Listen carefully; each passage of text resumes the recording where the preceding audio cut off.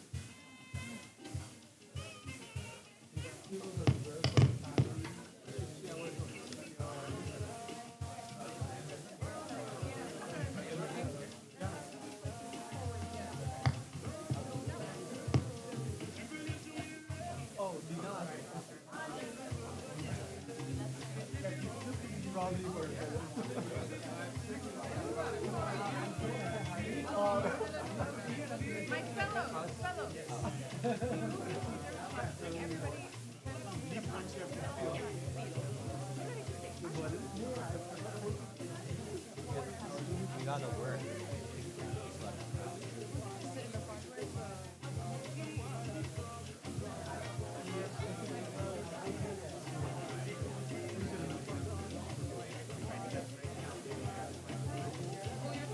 Ano na gawa ko?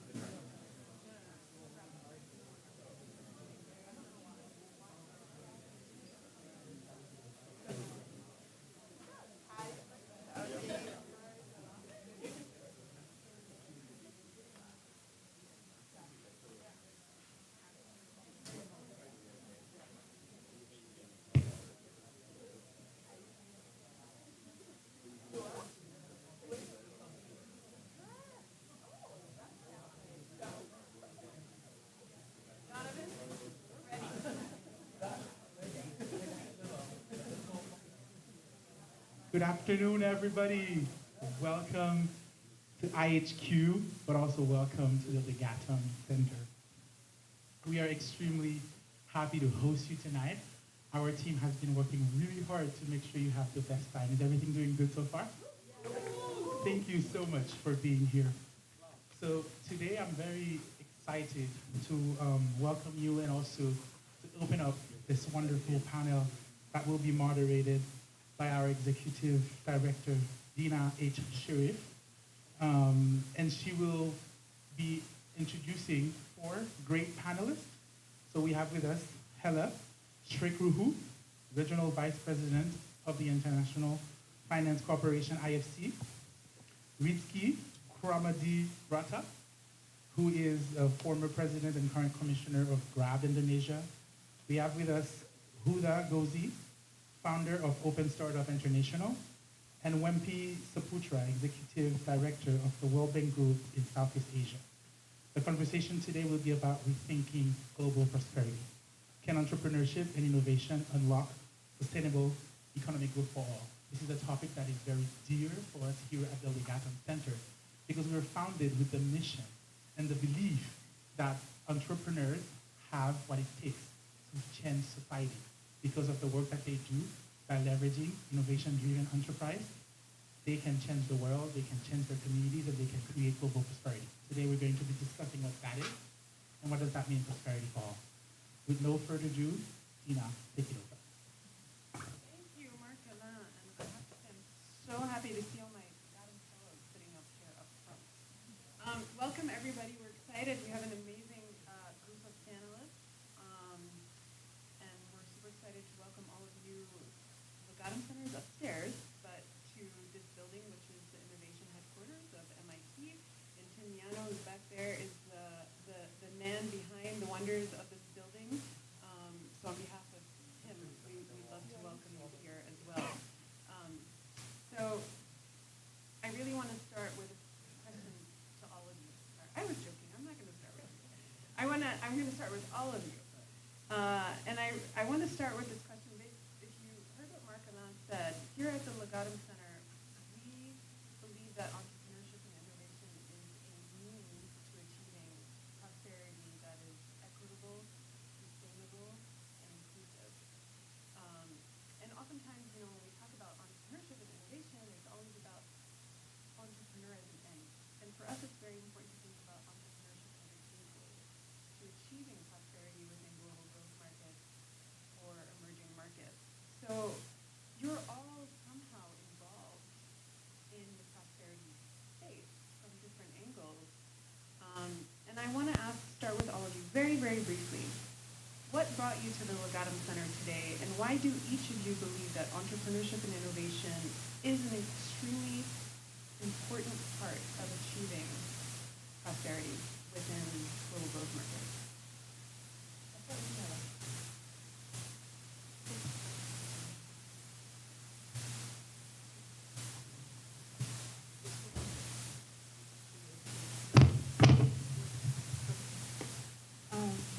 Thank you, Gina. I'm delighted to start with such a brilliant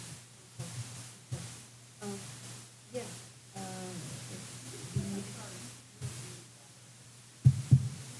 Yes. Can you hear me better now? Okay. Soft-spoken, but I see a very soft-spoken organization.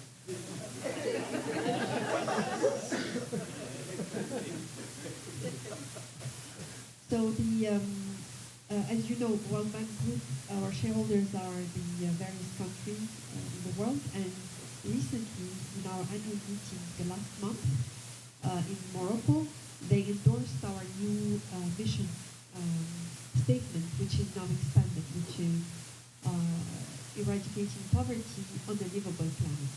So the whole, as you said, inclusivity and sustainability are now ingrained in our mission. And whenever I visit one of the countries in the region I'm responsible for, Pakistan, Indonesia, Turkey, Middle East, each place I go, the most interesting sessions tend to be the ones I have with young entrepreneurs, women entrepreneurs, tech entrepreneurs, because every meeting is very important, the policymakers, the large private groups, etc. But you sort of always get, I was also early September in Palestine, so the meetings where you get the most, promising and positive outlook is with those entrepreneurs. Why? Because they're sort of disruptors. They don't necessarily take the status quo of their respective country as a constraint they must abide by, and that's what we need. Because depending which country you take in my region, there would be a million reasons why you would be concerned to invest. But when you are a young entrepreneur trying to link between the most advanced technologies we have and the biggest issues we are facing, then you have a lot of good ideas that come up. Whether it's agri-tech, how do we conserve water in Jordan, one of the most water-stressed countries in the world, we have our solutions that allow us to save 85% of the amount of water we would usually need to produce the same kind of crops. And I could go on and on examples of this about how we can manage our energy grid in a more efficient way using technology. There is this startup that I've been keeping an eye on, which is called Splice, artificial energy, and they are about optimizing what you have already in your infrastructure for electricity to the fullest extent so that you don't have to keep building assets when you are underutilizing your existing ones because of the wrong assumptions you are making. So that's why I think actually sustainability and inclusion can be significantly achieved thanks to entrepreneurship and innovation. I'm sorry, you asked us to be very brief. That's okay. What is going to show what the World Bank is about, and brevity, we know is what the World Bank is about, right? Thank you, thanks for having me, and colleagues, thank you very much. This is very fundamental session. I would like to be very blunt. Yes. This is three things Yes. which brings me here. First, we talk about out of reach sustainable development goals. Have you guys may be familiar with around extreme poverty is $2.15 per capita per head? Right now, at least 700 million people still under extreme poverty. If you guys increase the capacity of the poverty line 3.65 per head per day, 1.5 billion. We have very fancy meetings today, good food and good drinks. But 300 people in sub-Saharan Africa only once a day from here. And if you increase 6.85 for upper middle income countries for the poverty line, 3 billion already. How much the poverty line in US? 25.5 talking about trillions, but we have only billions. Do you think our commitment is high? Yes, it's high. Is this enough? I don't think so. We have to move forward. This is the first thing I would like to share. Second, on the speed. When we talk about energy, colleagues, in sub-Saharan Africa, they are talking about energy access. In middle income,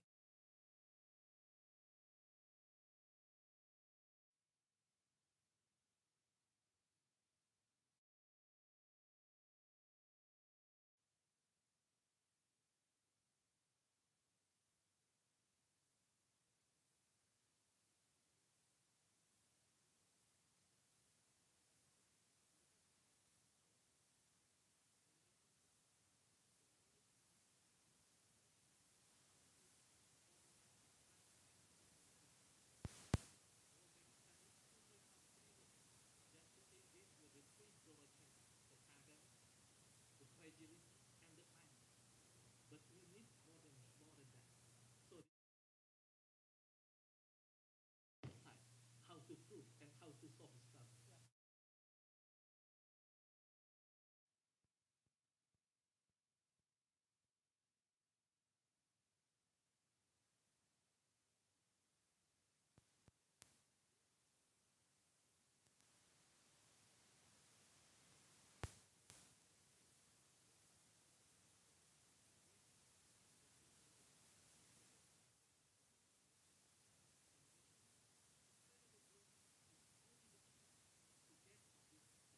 this sustainable development goals. Well, Huda, why are you here, Huda? And like this person, the answer, making sure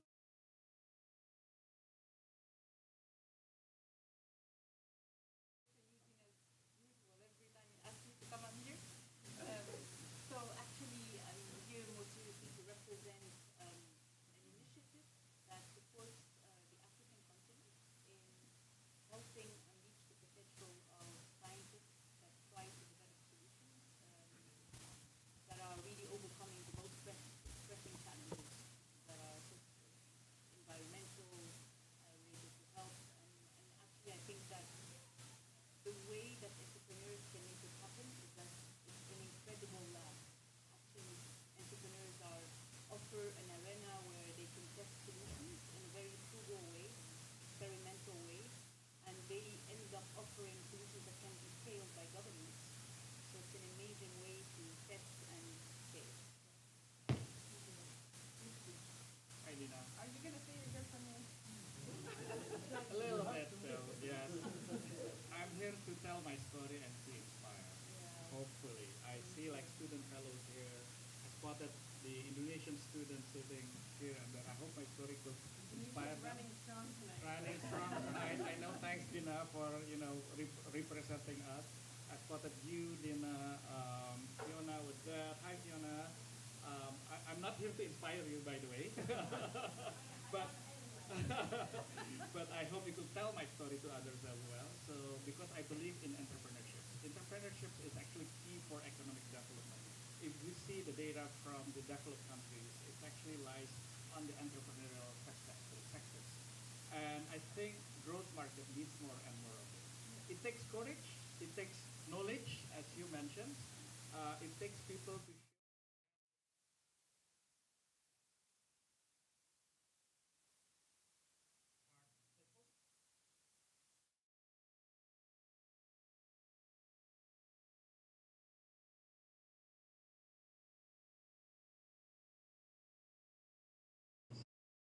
serve that purpose. I know you will.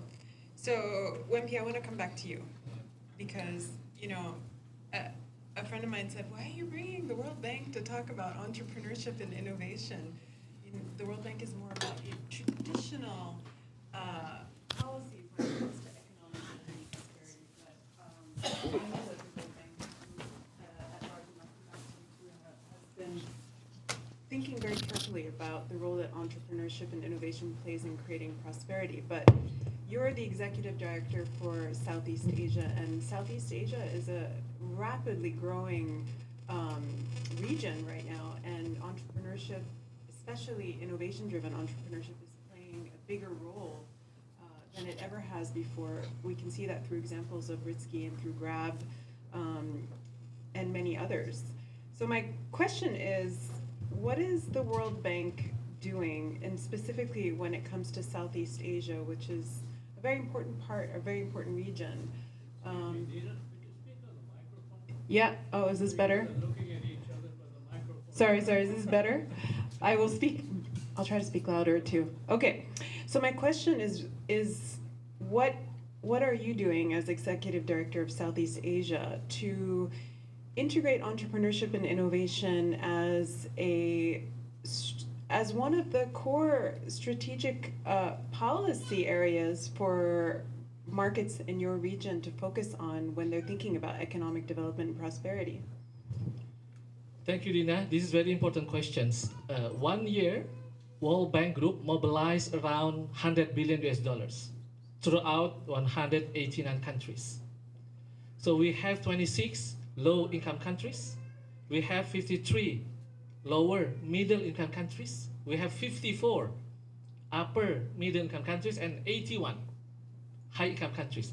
To mobilize these $100 billion, we need the knowledge.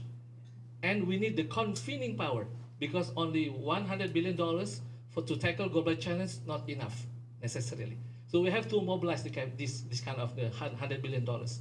My job as an executive director have to secure this kind of the lending goes to the very basic needs of the country. In my constituency, Brunei, Darussalam, Fiji, Indonesia, Laos, Malaysia, Myanmar, Nepal, Singapore, Thailand, Tonga, and Vietnam.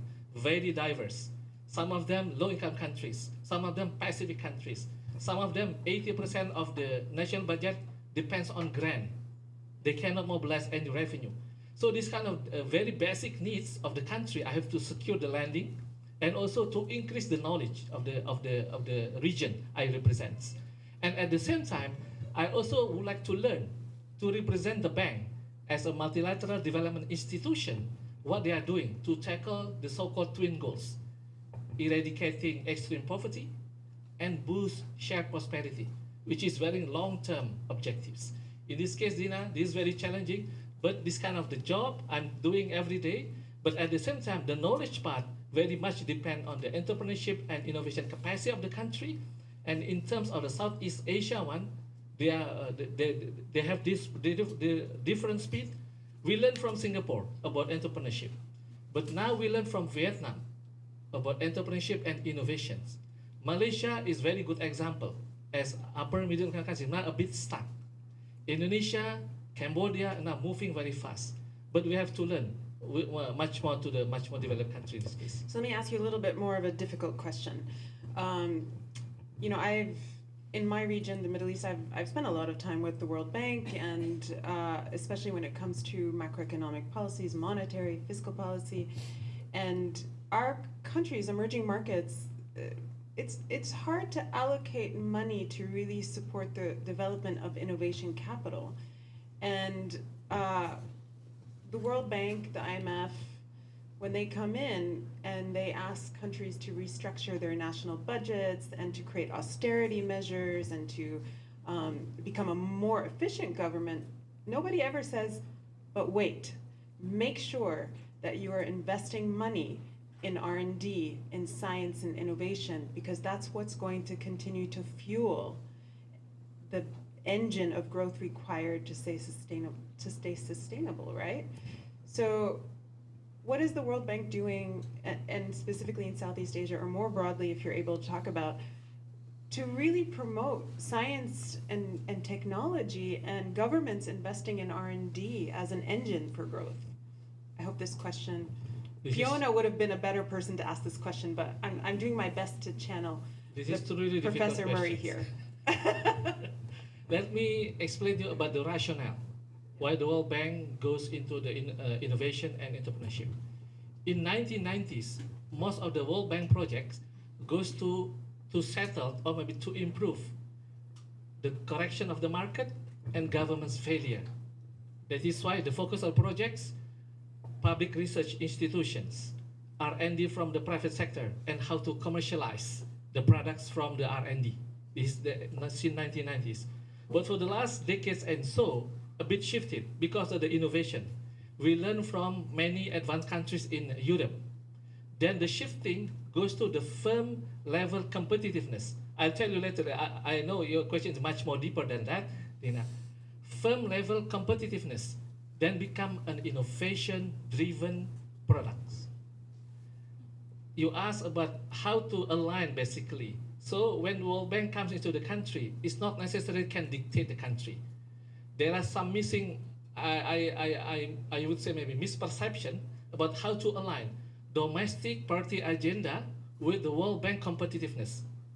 So the World Bank Group creating the so-called document, we call it country partnership framework, based on country ownership.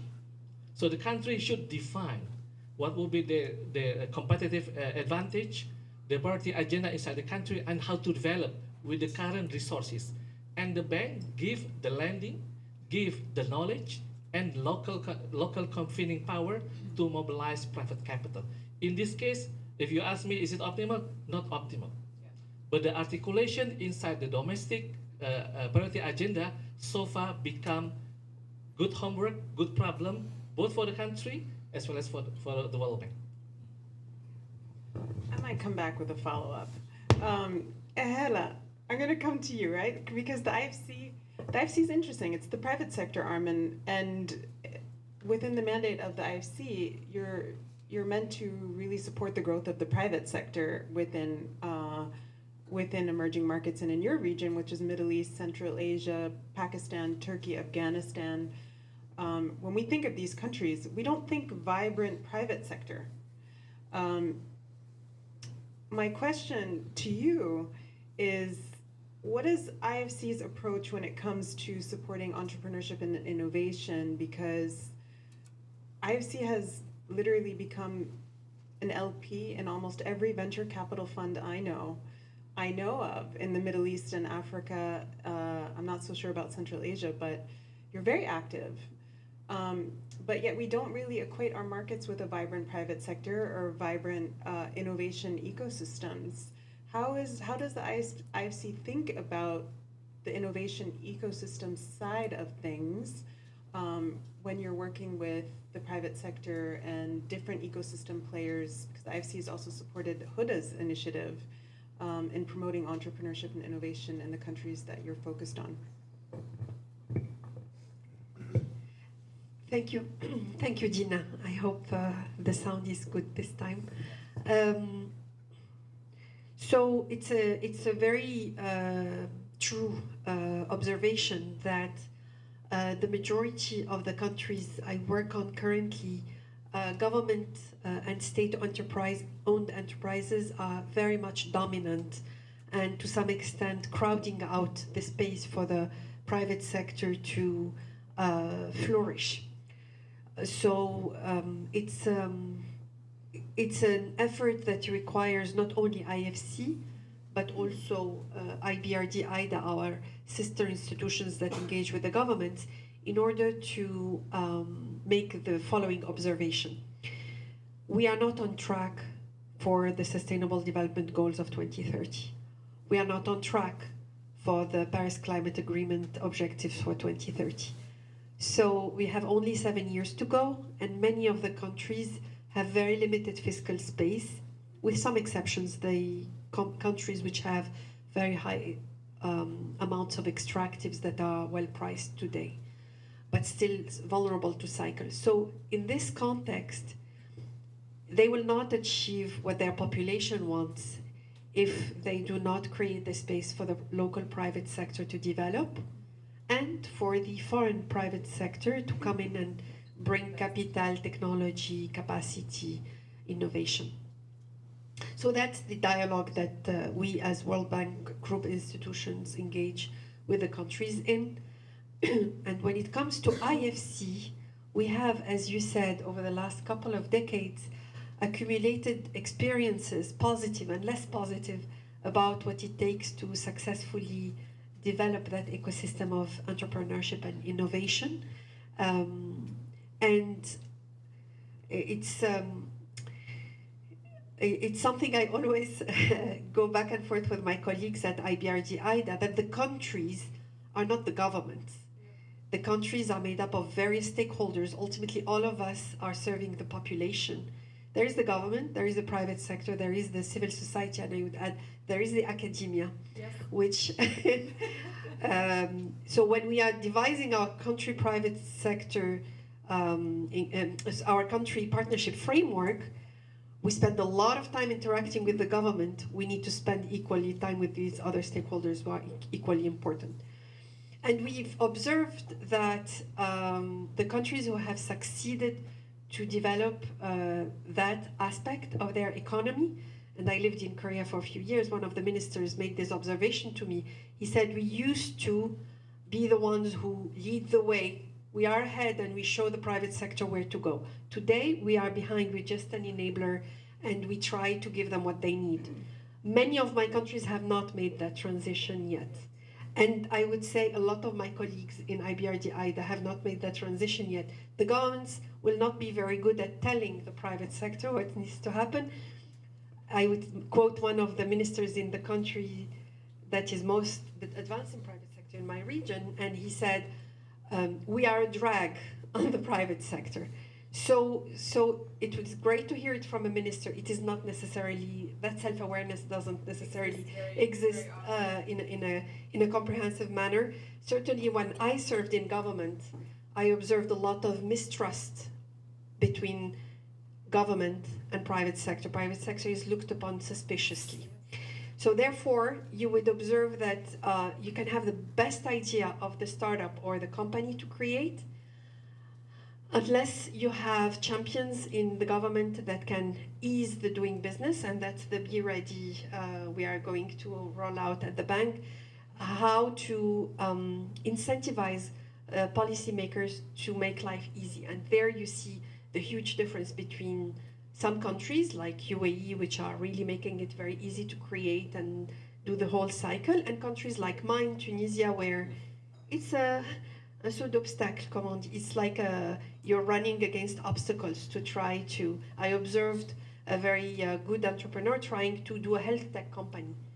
The number of obstacles seems unsurmountable, but yes, we have Huda here who is doing wonders. So we have learned, we have had many successes, like Getir in Turkey is now a unicorn. We had financed it indirectly and directly through funds. As you said, funds are our best way in because we cannot do small tickets. We need to go with minimum size of 30 million or so, and therefore the aggregators that are the fund investors. But the good thing with that IFC is that we go through the whole cycle, from seed to growth to the maturity cycle. So let me pause here. I mean, I'll ask you a quick follow-up, because in class this week, our student fellows were exposed to a company in Egypt called Sierra Education, and they one of the core parts of how they were able to scale and eventually IPO, which was the first big IPO in the education space across the Middle East and Africa, IFC invested in them. And one of the roles they played was that they really professionalized the company from a governance perspective, helped them understand, it's a family business, helped them understand succession. My question to you is, what is a top success story for you from your region that would inspire our students? And also, what is a failure for IFC in a company that you invested in? So there are a number of both, but I'll have to pick. So first, Getir, I met the founder. Is in Turkey. It's a fast delivery service. It's a unicorn now. It's valued more than $1 billion, and he started out by asking all his friends, what would be a good delivery service for you? And they said, we would like the product to come in 30 minutes. And he said, okay, I'm going to create a company that delivers in 10 minutes. And that's the promise of that company. And that single, we deliver in less than 10 minutes, meant behind it a lot of steps and logistics and then so the clarity. What I've observed in successful entrepreneurs is being able to have that sentence that is the mission, and behind it there is a lot of complication, but it's so easy and people can relate to it. Last week I was in Turkey. I met IKAS. It's also it's a young entrepreneur, but he comes from a family of entrepreneurs and was fascinating. Mustafa, he must be in his 30s, but he already is a serial entrepreneur. And what ICAS does is, you know, that most of the corporates in any given country are SMEs. And he basically offers a one-stop service to SMEs that gives them excellent quality of online sales platform, their own website, and behind it, he negotiates for them the amount of space they need in warehouses for storage. He negotiates for them best rates for shipping. He negotiates for them expansion into Europe. He negotiates, so the whole, everything and anything they need is one stop, and they don't, and then mining the data and marketing, so many, and the cross-selling and the multiplying of the product. These are successes I have observed, and basically they're always very optimistic, willing to try, experiment, and adjust. If their initial thesis was not correct, they can adjust. And very much now he's looking also to acquire competitors as he looks to expand in some of the European markets. So that's one. And then in terms of less successful, Or maybe what have you learned as IFC after investing in all these companies? So for me personally, you know that 80% of the early stage companies will die and will fail. I find it's okay. And I would say what my boss, our CEO says is that we're willing to lose that money because these are small tickets anyway. And there is some learning even when you fail. And I would say the region I cover, a lot of the population, because of the dominance of the state, they are expecting the government to offer them a job at the end. So being able to foster entrepreneurial spirit where you want to stand on your own feet and create your own fate is a win in itself, even if financially it is not very successful. And we have learned that when you bet on the right team and the right vision, and you follow them and you help them along the way, one of the things IFC is unique about is that it stays on the course with clients. And I have many clients who said, you are the first who believed in us, you were with us through our good times or our bad times, and that's very important. All right, so Huda, you're an interesting example because you were in academia, you were a professor, you had a nice, comfortable job, you were happy, and then a revolution hit Tunisia, and you said, I need to drop everything and start this organization and support entrepreneurs. What was going through your mind, and why did you decide to support specifically? Because you're very particular about the kinds of entrepreneurs that you support.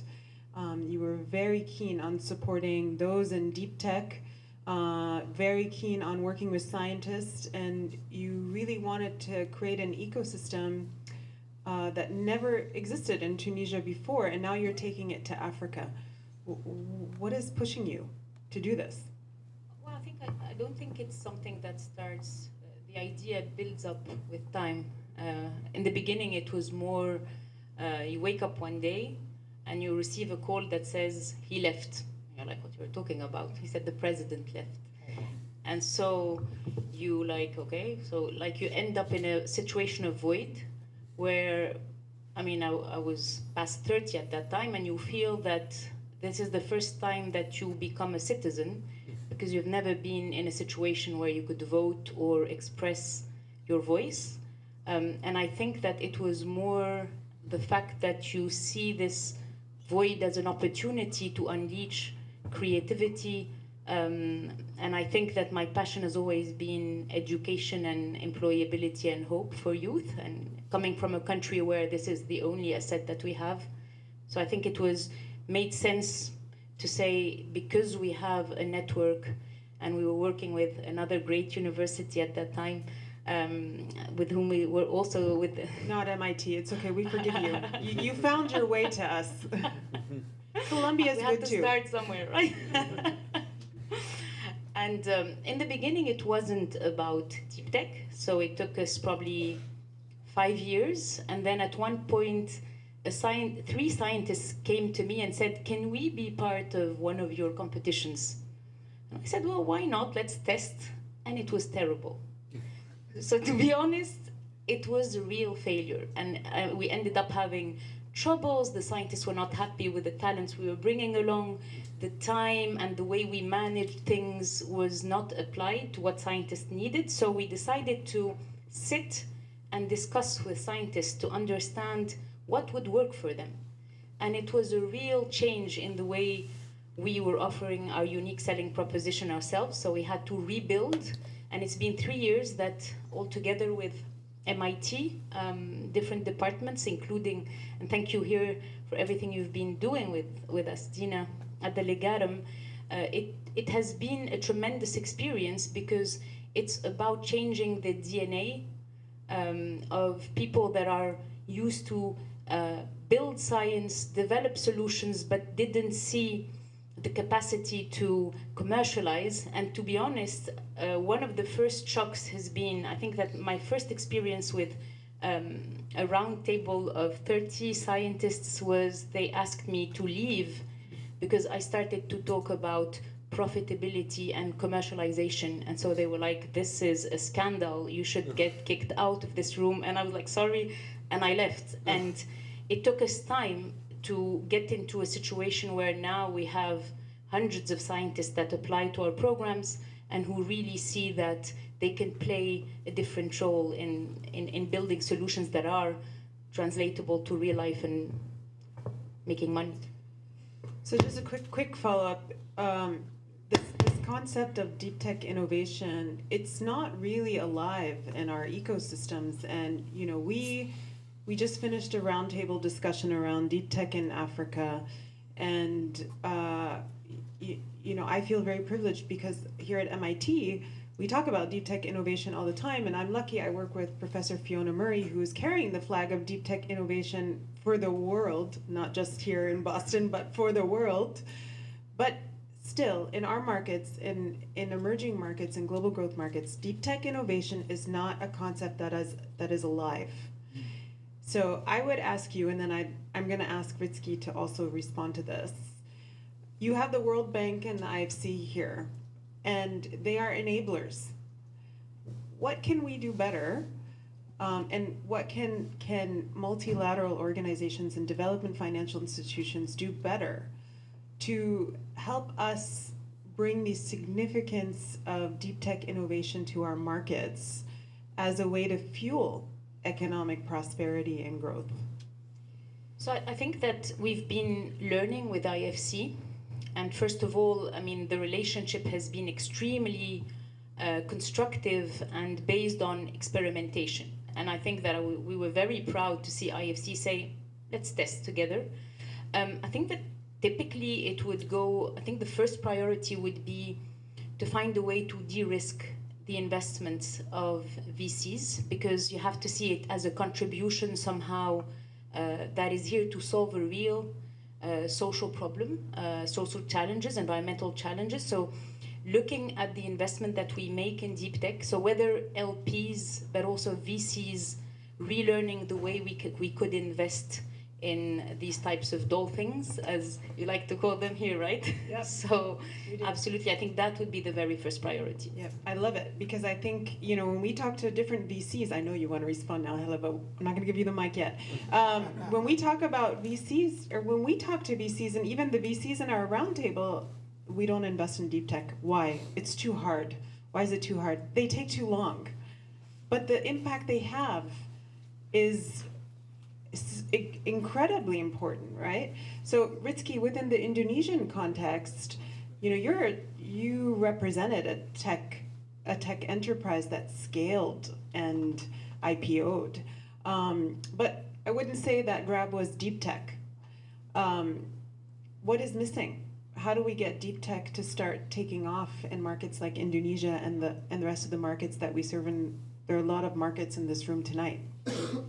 Even I think we're in the case of Grab or platform business, I think it is maybe one level, two level below deep tech in terms of complexity. Even for our case, I think we're still seeing a little bit different from you. It's still a bit of distance to like a World Bank and IFC of the likes. I think, in my opinion, there's got to be, a party in between in which governments. I think we need governments to bridge us to the World Bank or IFC, or the other way around, World Bank and IFCs to bridge, governments to us. I think policy reforms, advocacy plays a huge part of this. So countries need to actually to first define what is important as a strategy. When you're talking about deep tech, not only the ability, but whether the certain technology really fit to the region and the countries. Then you need to talk the next part of it. How do you build the ventures? How do you build the environments which will actually supports the certain areas of deep tech?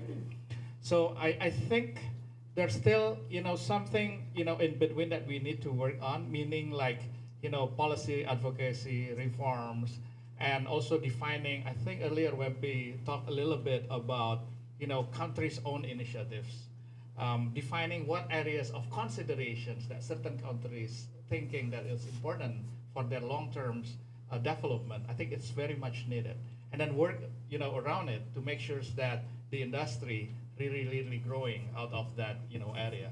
So for me, it's still there should be still more steps toward it. Yeah. In order to actually to work together with World Bank and IFCF the likes. But I think government will play an important part in between. Yeah. So Rizky, since you have the mic, when you were president of Grab Indonesia, and I know you stepped down after the IPO, but you were able to scale a business in a very tough market during a very tough time, because Grab Indonesia grew a lot during the pandemic in spite very difficult circumstances. And as Hella said, the government can be a drag. So in this room, probably you have a number of students who are thinking about building a venture somewhere out there in the world. What lessons or what can you share with us about core lessons that you learned along the way about building a tech venture in a market like Indonesia?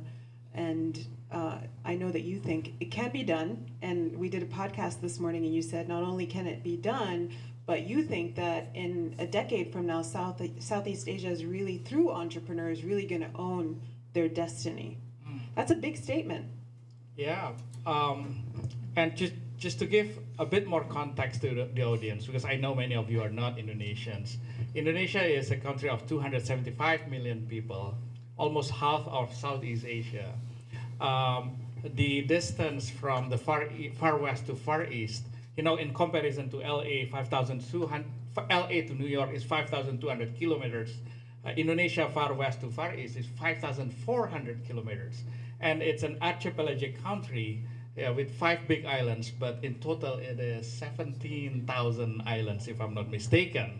And that has been registered in the United Nations. So the complexity is huge. So for you to start something that will impact millions, I think you need to set the right missions first. The purpose needs to be very, very clear. Are you here for the right missions to give a positive impact to millions of people? Because otherwise, then your road to success will be far, far, far from there. You need to actually to get the right missions first. And then I think resiliency is there. I mean, like I face ups and downs, blood and sweat, definitely, with competitions, with the market itself, partly with the governments, in between as well. Business are at risk in certain times, especially in the early days, to get shut down because of the particular regulations that will not actually been in aligned with your directions, but having the right missions then will actually fuel you to be more resilient because you know you're doing for the right things, and then you discuss and you debate as well in certain points because you know you're here for the right missions and right things. And I think I spoke a little bit about the complexity of Indonesia. So agility should be there as well. You have to be somewhat as well agile. Be in the market, roll up your sleeves. Indonesia is a huge country. We're now in presence of more than 200 cities. You have to be around in those cities as well, knowing the markets, ready to change your mindset if actually what you see in the market is not as what you thought it was. And be a hyper-local, approach as well, understanding what people want and what people need to address those. So I think those combinations of qualities will be needed in addressing growth market like Indonesia. And I just want to emphasize, because we talked a little bit about this, the importance of being purpose-driven. For an entrepreneur to be able to stay the course in our markets, you really have to stand firm in your purpose and the mission behind the venture that you're starting. And I think, I take that away from you, from our talk this morning, that it's so important when you're building a venture in an emerging market that's solving a really tough problem that you really have to believe in your mission. All right, so I want to allow the audience to ask questions, but I'm going to ask one question and anybody can grab it. I'm pretty sure I know who will grab it, but I would say in a lot of our markets, definitely the markets represented here in this panel, so Africa, Middle East, Central Asia, Southeast Asia, we really are lag behind when it comes to women entrepreneurship and gender equity. What do we need to do to see those numbers rise? Because we know there are amazing women out there who perhaps just don't have access. I don't believe women need to be empowered. I think they have all the power they need, but space needs to be opened up. But for some reason, we're just not doing it well. So what can we do better? I knew it. No, it's an issue that has been on my mind for a very long time. So I would differ a little bit with you because I find that in many of our societies, from the day a girl is born, the way she is groomed is very different from the way a boy is groomed. So then, from that point of view, we can do better in empowering them because we grow with the fact that mistakes are not allowed. So if mistakes are not allowed for girls, then how can they be entrepreneurs or startuppers and take those type of risks, while boys are allowed and encouraged to experiment and take risk? So the society is not very helpful there. I don't think America's better. So all along, the way my personal experience has been that people will try to reduce you and your voice, whether they do it consciously or unconsciously. It started 1996 when I joined Citibank as a trader, and I was told, "Oh, you're too fragile. You don't belong here. You belong in a window shop or something like. You're like a cristal. You're not gonna get broken here." So it's so many sexist kind of comments you get all through your career. Or in an international organization I worked at, I was in charge of a very productive unit, and I was told, "Oh, you got married, so that proves that you're no longer committed to your job, and anyway, it's okay, you're moving on." I was being promoted to be a director, so my boss was upset with that, and he said, "Anyway, you got married." So I think there is a lot of bias, conscious and unconscious, with women.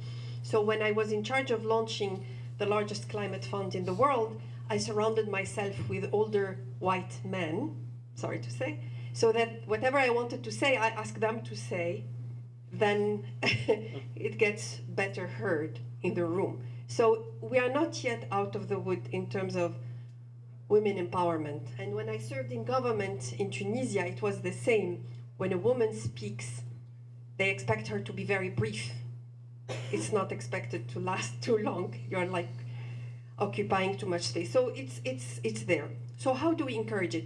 In the Green Climate Fund, the first private project we took to the board in 2015 to show how the fund would work and to get the Paris Agreement adopted, we embedded in it a $5 million grant to train women technicians to do the operation and maintenance of solar home systems and other solar installations to handle two issues. One is women empowerment and employability, and two is make sure these systems for energy access will actually last for their full useful life.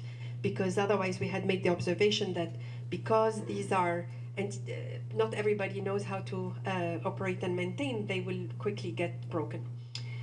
Another example is I was in charge of a startup. I was a co-founder and CEO. I established 3 entities, one that owns the IP, one that does asset management, and one that's the fund itself. And I mobilized money from an entity which doesn't usually invest in startups, which is the US DFC, former OPIC. And one of the factors that they supported us is that we showed them that we exceed all of the criteria of an initiative launched by the G7, which is the 2X challenge. Because the number of women in our co-founders, the number of women in our management, the number of women in our entrepreneurs we're working with, the number of women in our beneficiaries, and our ability with machine learning and geospatial data analytics to track the gender of the beneficiaries. So I think and the work of IFC, we have definitely targets that we want to exceed and grow over time, which is when we give facilities to banks, when we invest in companies. I visited Izmir, a municipal city. It's 3.5 million people, I think. I don't remember now exactly the number. I think it's 3.5 million people city. And the mayor was very complimentary of one of the projects we did with him, which is the first sustainability-linked finance, which was conditional on them employing 300 women in 10 of the jobs where women are less represented. So I met some of them. Operating heavy machines and so unusual jobs for women, and they all looked very feminine and at the same time very professional. So I think it's a long journey. We are far from the finish line, and we have to be intentional about it.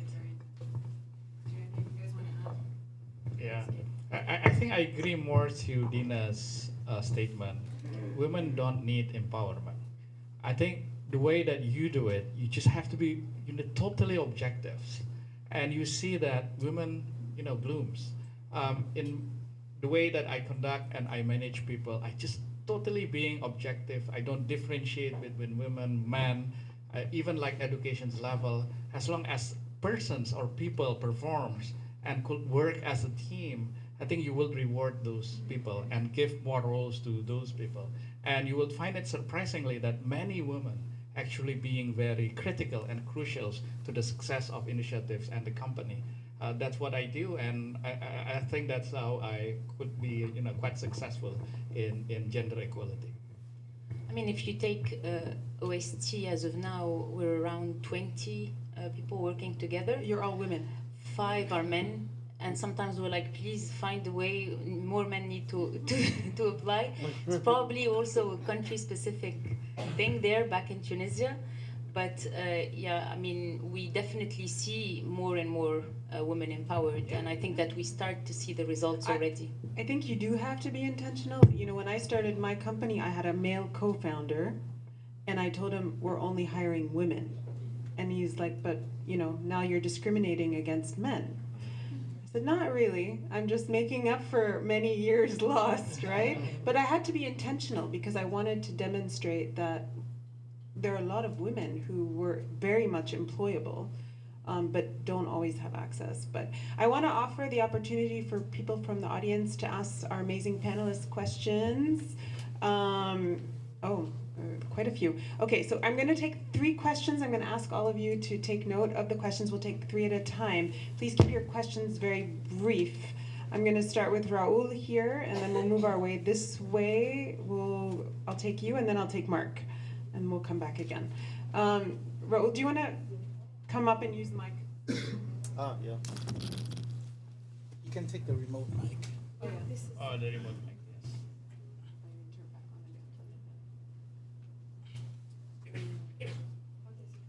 Is this working? It has to be like Yeah. There you go. Yes, take it, Raul. And then we'll Okay. pass it on. Don't come here, don't come here. Okay. Okay, so hi, I'm Raul, I'm a LEgatum fellow. I've been a social entrepreneur all my life, so I've been like on the other side. And I've collaborated with a lot of like multilaterals. I've been in meetings and events with them. So we have collaborated well together, but there's like also like some criticism that I hear a lot from social entrepreneurs towards these organizations. And I wanted to hear your thoughts about it. So the first thing is that sometimes it feels like these organizations do not spend that much time off the ground as they need in order to really understand the context and really to make like really accurate suggestions to governments related to budget and policies in order to drive the innovation and to really tackle the core elements of the social or environmental issue that you're trying to like solve. So I just want to hear your thought of like if this is something that it's like frequently talked about, if this is something that you have identified and you are trying to like improve, or maybe you don't see this like as a challenge. Got it. Thank you, Raul. Can you pass the mic over here? And please introduce yourself. Thank you. My name is Bimraj. I am an undergraduate at Boston University, majoring in economics and mathematics. And my question is directed to Dr. Saputra. So in one line, sustainable development is about making the future as well off as the present. And this means by not forfeiting future growth by confronting present dilemmas. And as Patrice Franker eloquently says, the costs are born tomorrow. So with this mindset, and connecting the recent omnibus law in Indonesia, which is one of the countries that you supervise, which involves removing environmental impact assessments for investments, making protected forest areas increasingly unprotected, and the ease of the government to switch protected forests to industrial zones. Do you think the Republic of Indonesia in this case does not balance its commitment to protect environmental systems and societies? And in other words, is it magnetized by economic growth without glancing on potential devastating environmental impacts? Wow, what a question. You came prepared with that question. Clearly Boston University is doing their job. Can you pass the mic behind you to Mark? And you thought my questions were hard. Yeah, I don't know how I'm gonna follow that. But, my name is Mark. I'm a dual degree student here at MIT in the Electrical Engineering and Computer Science Department and at Sloan. My question is more around deep tech. I found that. Who's your question towards? I guess maybe the World Bank and IFC. Yeah, but my question is regarding deep tech. A big challenge with deep tech is that you really need a huge availability of data. And so in order to develop in that space or to even invest in R&D, you need the infrastructure. And that takes a long time. But a lot of companies or a lot of lenders aren't willing to wait that long to build the infrastructure. So how has the World Bank and IFC really invested in some ideas or companies that aren't necessarily going to be profitable, but they are fundamental to other companies coming in and actually developing in deep tech? I feel like maybe Huda can answer that question. Okay, so I'm going to ask you to respond very, very briefly so we can take one more round of questions. So brevity. We're going to start with you, Wempi, because you got a tough one. But I'm still going to ask you to be brief.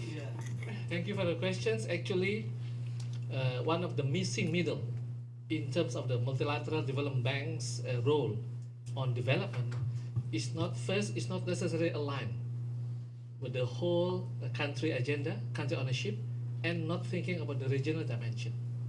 So this kind of the project, I will tell you some example in South Africa, when World Bank goes into the country and try to engage with the so-called transition, they are very much concerned on how to calculate about economic impact to the society, but missing on the socio-economic impact. And that is why the project sometimes we can see the profitable project in terms of economic term, but socially lost. This not necessarily articulated in the relation between the World Bank and the country as a client. So I think I should take the question as a suggestion rather than the questions. But I think this is very good improvement for the bank for the future. I think he really was making a suggestion, but he was being very diplomatic. Yeah, thank you. Yeah, it's okay. But I think you have a very difficult question here. So where are you from? Indonesia. My God. Actually, this should relate to Ministry of Environment question. I should be very careful. But this question is very valid.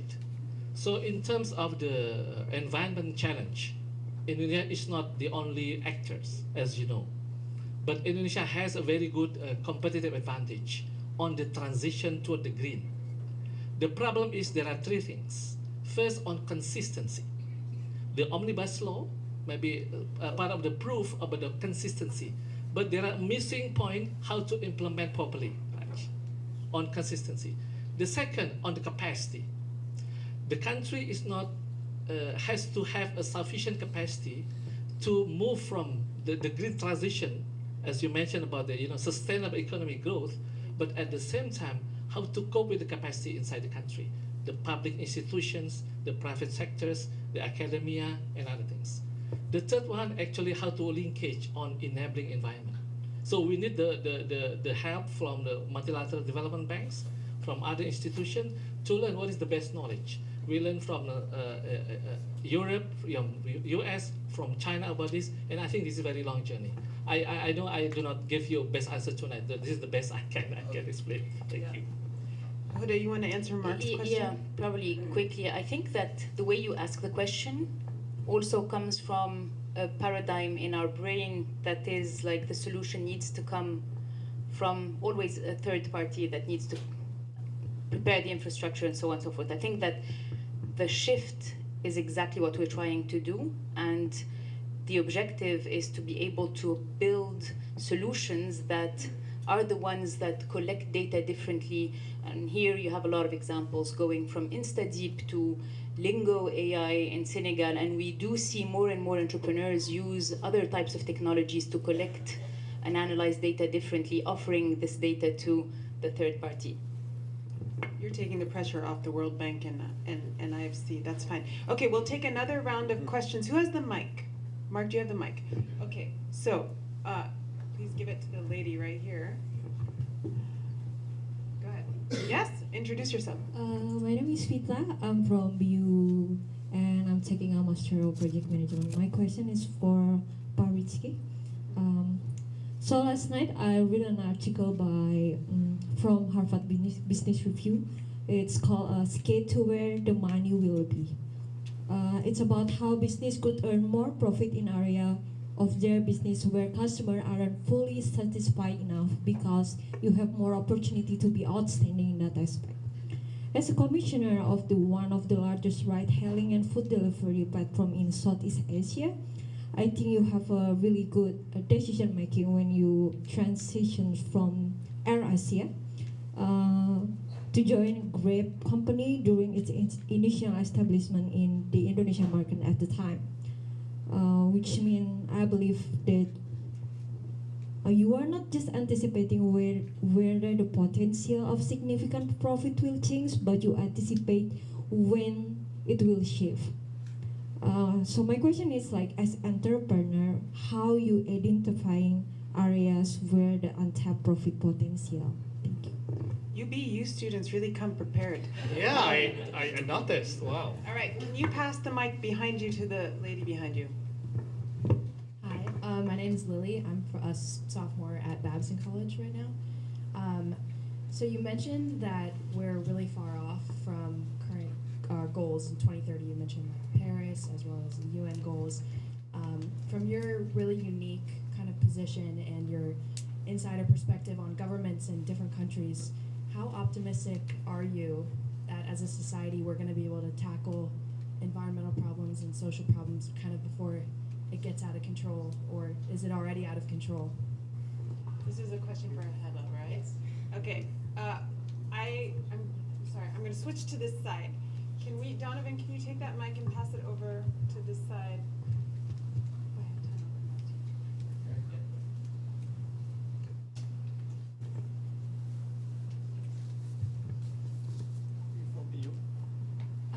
Go ahead.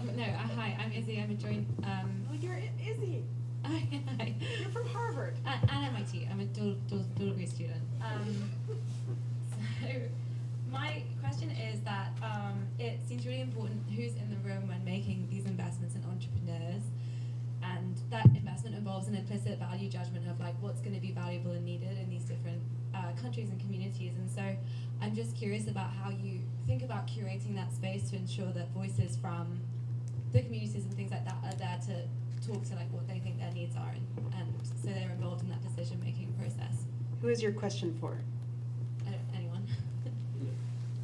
Huda as well. Okay. Thank you. I think we have to stop at these questions now, unfortunately, but the speakers will be around a little bit after. So, Hela, I'll let you answer first, and then Ritsky. Or maybe Ritsky will start with yeah, and then we'll give it to Hela and Huda to... Okay, thanks. Fida, is it? Yes. Thank you for coming prepared. And you read the interesting subject about pricing and how do you define it and how do you tap the opportunity of certain areas. I think pricing looks, very simple, on the surface, but comes with, lots of considerations. First, of course, your product surface fit, that's actually very important. Your industry readiness as well. Looking at the competitions as well, because competitions will define whether you actually offer something at a certain price or a different price. And then many other factors as well, how you develop, because customer satisfaction is not something that is static. It's actually very, very dynamic. It could be satisfied at certain point, but it's hitting your probably a certain points where you got bored to a certain service and you need to re-innovate again. I think it goes back to the principles, customer satisfactions, and what do they actually look at priorities. When you launch a service, definitely maybe you're not running into those statistical points. But once you have launched it, then you're starting those customer surveys, customer research, and in the forms of platforms, it gets a little bit complicated because your users are not just users like yourself, but there's drivers, there's merchants, and sometimes their priorities opposing to the user's priorities, especially on pricing. You will probably would love as users to get certain services as low as possible as a price, but drivers and merchants would love as high as possible at it. So you need to actually to get the middle point. And there where it comes the non-pricing factors, as handy.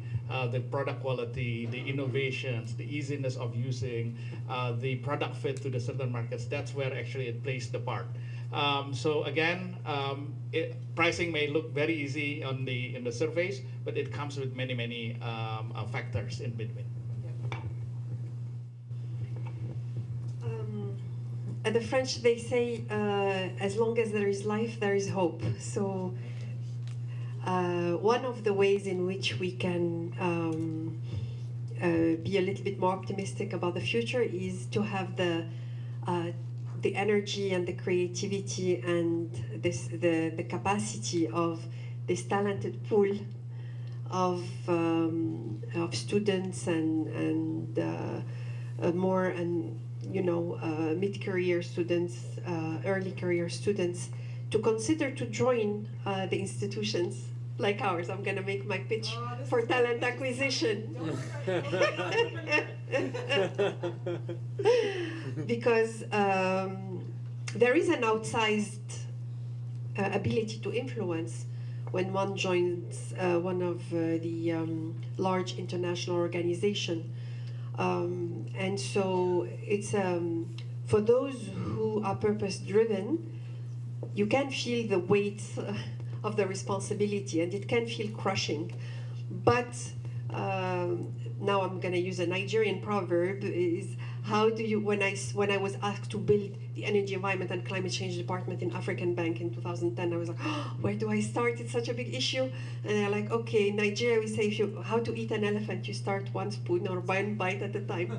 So, so I think it's never too late.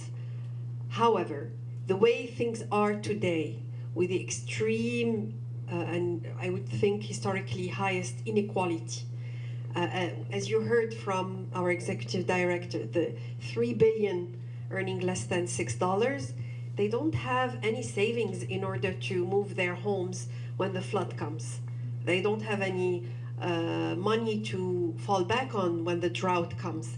And therefore, it's super important to have the entrepreneurship to help us project ourselves in the future. You have the ability to see it coming, and our Department for Energy, for Disruptive Techs and Funds, when I talked to their director, he said, yes, I identify someone who is able to use all the data of the satellite, etc., and can help the farmers have better yields. He can help the farmers have better insurance.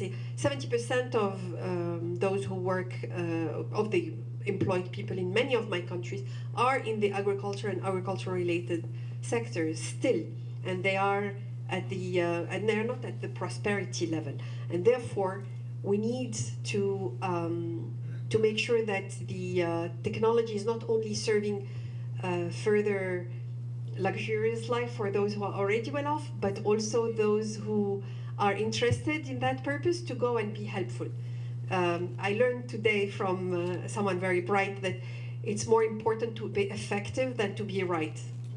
So first of, like, thinking about many of the moral issues we have today and divisions, rather than have the right opinion or stand on the right moral ground, is more important to be engaged and find ways to be effective and help solve the problem.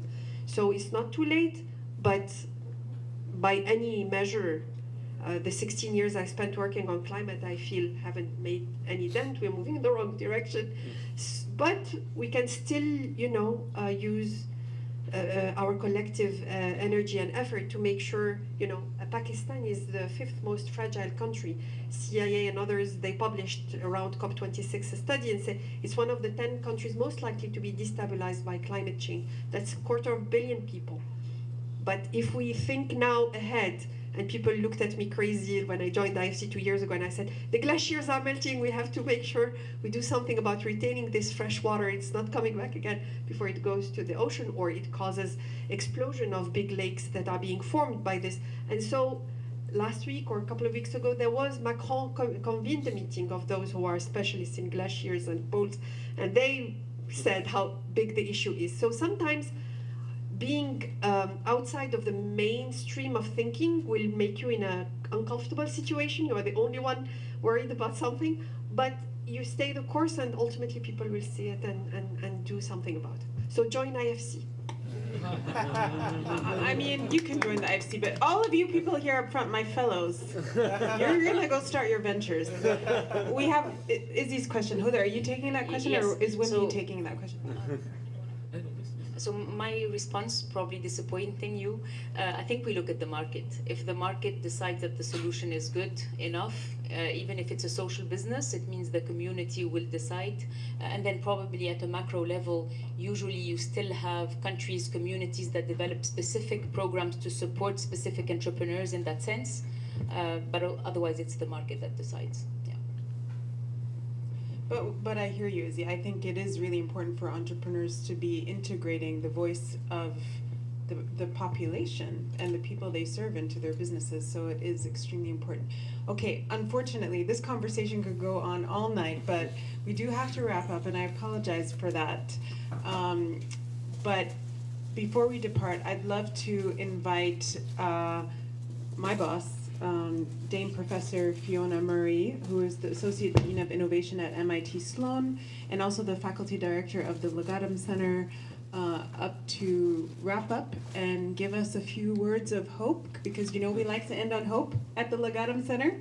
And I'll hand it over to you.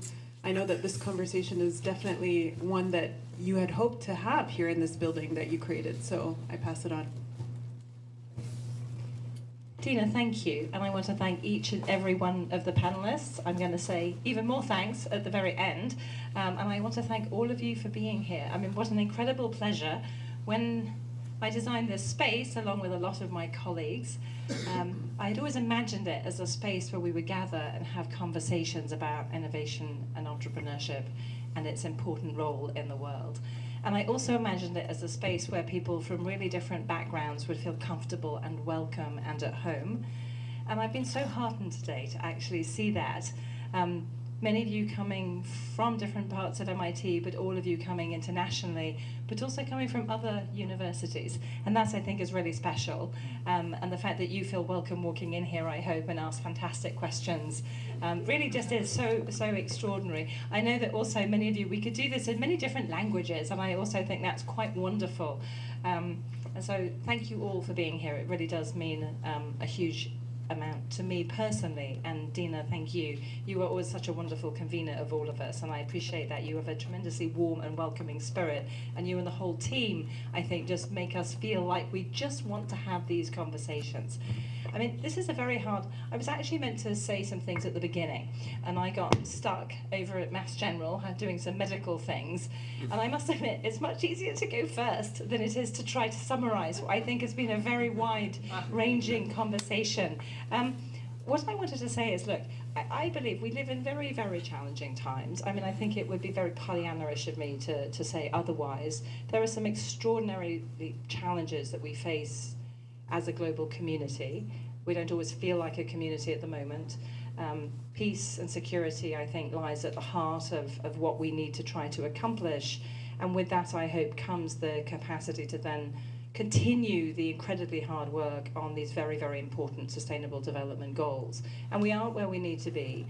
Those are huge challenges, but of course, as entrepreneurs, whenever we see a challenge, we also see an opportunity, right? And we see an opportunity and a market, but an opportunity to solve a big problem, hopefully to solve a problem in a way that does bring economic prosperity, that also brings social good, and just brings a tremendous sense of accomplishment and pride that we can actually solve our own problems.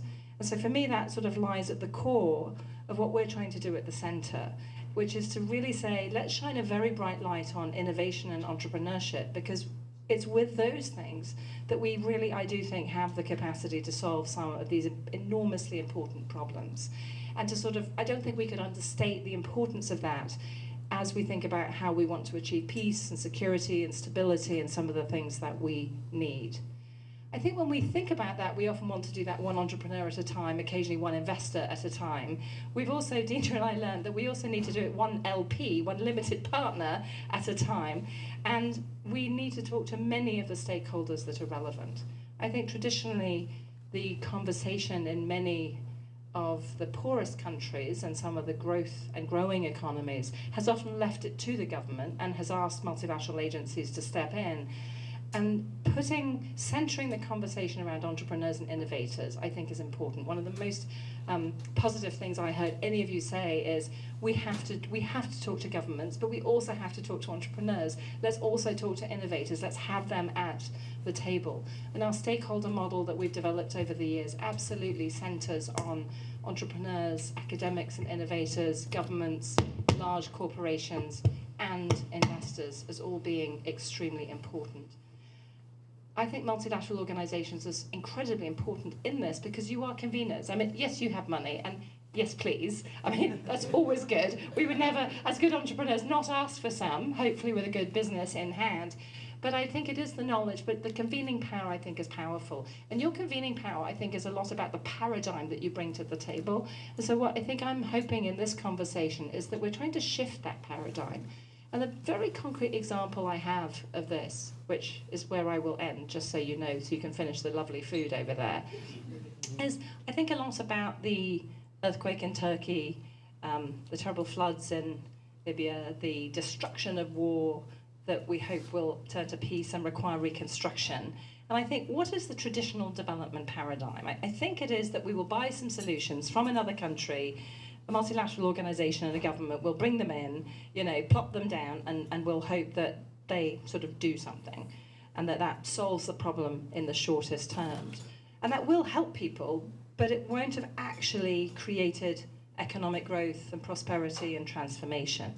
So imagine if we could then license something and we could actually create the capacity to make it, to make the technologies of the infrastructure and homes that we need, and to train people quickly and rapidly to actually build those things themselves. Then maybe we've created more jobs and more capacity. What if we actually said, what about, let's open this up and say, what do all the entrepreneurs around the world think that we should do? Maybe they've got solutions. So come and use these terrible places that have suffered as testbeds to try something new and create jobs and create opportunity. And then what if we asked local communities and individuals, what are your ideas? So I think the more we can get to people saying, actually, we want to generate that local, regional, national entrepreneurship and these global communities of entrepreneurs and innovators, that's where we're going to lead to the sort of prosperity, the ability to make our own choices as a country about how we prioritize things. And I do believe around peace and prosperity. So finally, I just say that if that's a vision that we want to move towards, having the multilateral organizations, the World Bank Group, is profoundly important. We can't do it without you, actually. I think you have to be very significantly part of the conversation and this way of thinking that we believe, I think, will be a powerful part of the conversation. By no means the only thing, but really important. And so with that, I just want to thank you know, really each and every one of you. You brought very, very different perspectives from different parts of the world. You brought the entrepreneurial voice, you know, from what we call innovation-driven enterprises. You brought the deep tech voice. You brought the voice of the World Bank and the IFC, and you brought the voice of a number of different countries and proverbs from all over the world. And so that just feels like a perfect way to end, to really say thank you. We are deeply grateful for your time and the energy that you bring to us. And Dina, again, thank you. And I think Marc-Alain has a few gifts, but really, and to all of you, thank you so much for being part of our conversations.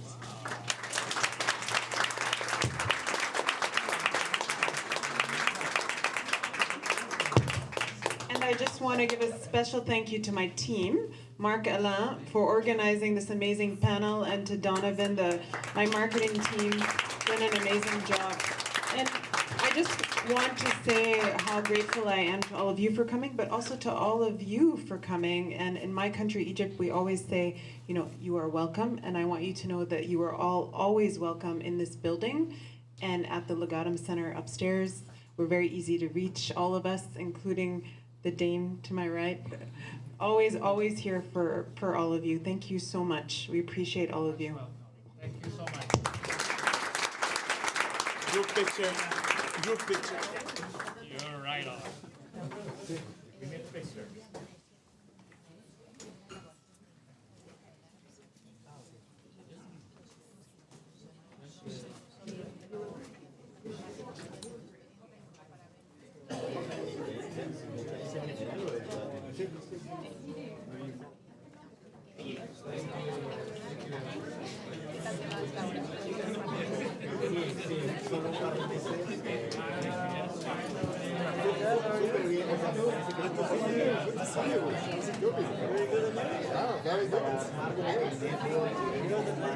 Oh yeah, that was great. That was amazing.